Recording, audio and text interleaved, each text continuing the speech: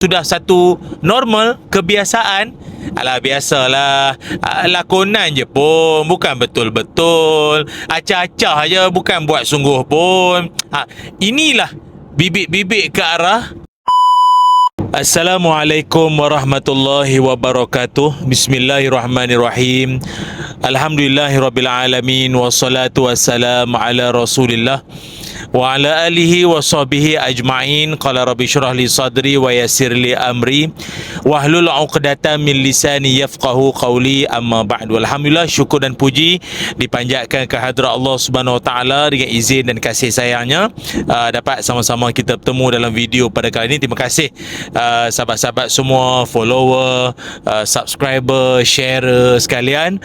Semoga anda semua dalam rahmat dan kasih sayang Allah Subhanahu wa taala. Baru-baru ni viral pula tentang atau heboh berkait tentang satu pentas lakonan, seakan kita kata teater, yang mana dalam satu babaknya itu memaparkan satu adegan yang sangat-sangat tidak patut dilakonkan atau dilakukan oleh pelajar-pelajar, mahasiswa ataupun mahasiswi di sebuah universiti tempatan.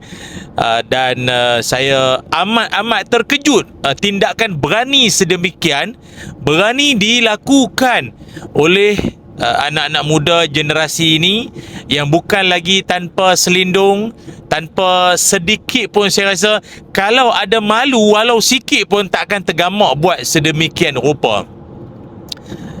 Saya rasa sampai satu masa mungkin keadaan dia panggil normalisasi, iaitu di mana sampai masa orang rasa ini sudah satu normal, kebiasaan. Alah, biasalah, lakonan je pun, bukan betul-betul, acah-acah je, bukan buat sungguh pun. Inilah bibit-bibit ke arah kehancuran generasi yang sedia ada pada hari ini. Na'udzubillah min zalik. Bermula dengan merasakan tidak ada apa-apa, tidak ada rasa bersalah, atau apa salahnya, macam tu.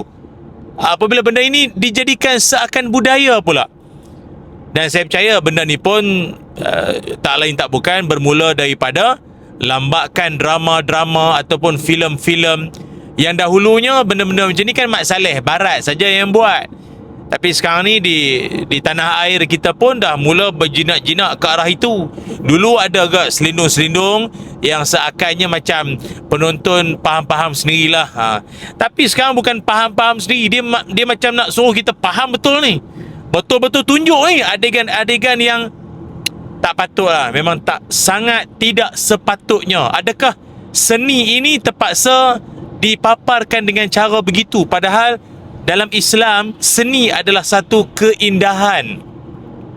Malah alam ciptaan Allah Subhanahu Wa Taala ini juga merupakan seni yang penuh dengan keinsafan, yang penuh dengan kesedaran.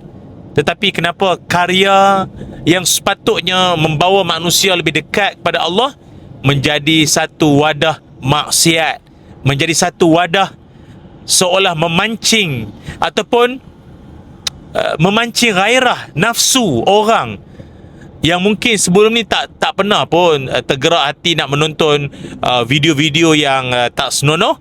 Tapi ini seolah-olah satu bentuk mukaddimah untuk mereka rasa berselera, atau seolahnya dipanggil pembuka selera, appetizer kepada orang untuk nak menonton video-video yang merosakkan akal dan juga jiwa orang Islam khususnya.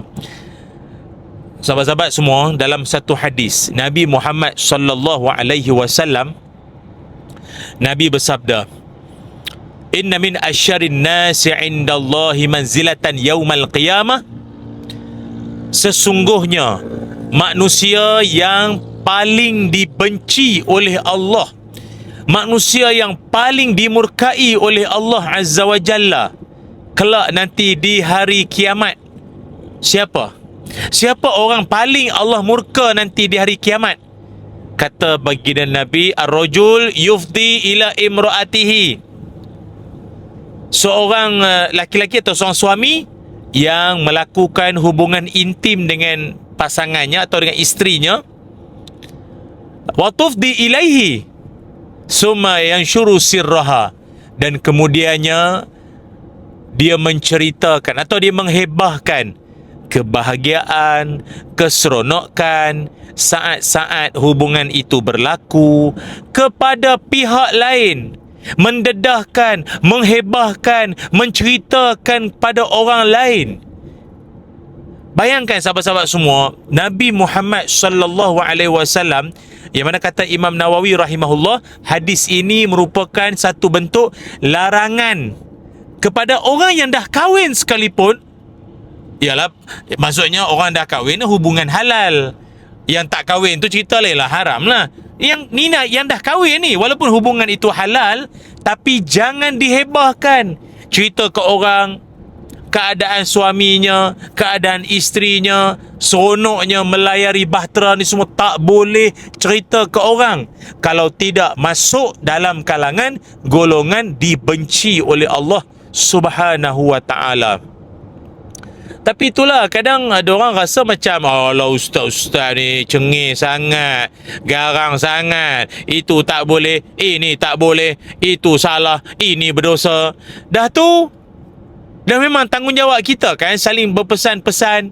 Sebab dalam Islam, setiap bentuk larangan itu adalah untuk menyelamatkan, bukan secara individu, tetapi secara keseluruhan. Masyarakat kita sekarang ini sudahlah dalam keadaan bermacam-macam isu, kan? Yang maknanya yang sudah berkahwin pun tapi sibuk cari pasangan lain, ataupun yang sudah ada pasangan tapi nak yang sejenis pula, macam-macam jenis.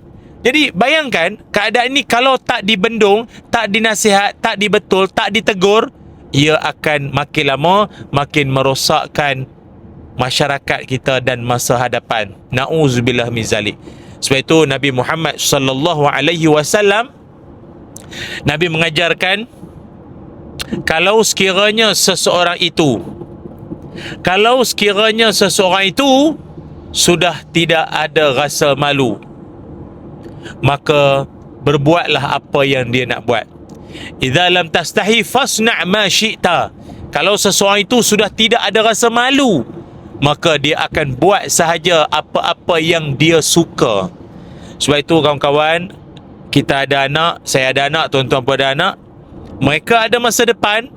Biarlah masa depan mereka dibentuk dalam suasana circle agama, kawan-kawan yang baik, kerana kejahatan atau keburukan daripada perbuatan-perbuatan seumpama ini, dia kelak akan merosakkan dan menghancurkan masyarakat kita, yang pada waktu itu mungkin kita dah tak ada lagi dah generasi keturunan kita pula bagaimana keadaan mereka. Na'udzubillah min zalik. Semoga Allah Ta'ala melindungi kita dan seluruh anak cucu keturunan kita.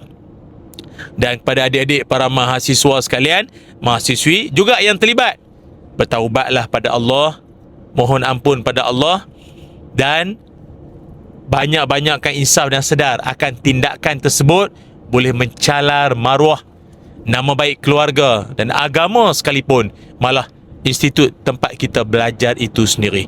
Assalamualaikum warahmatullahi wabarakatuh.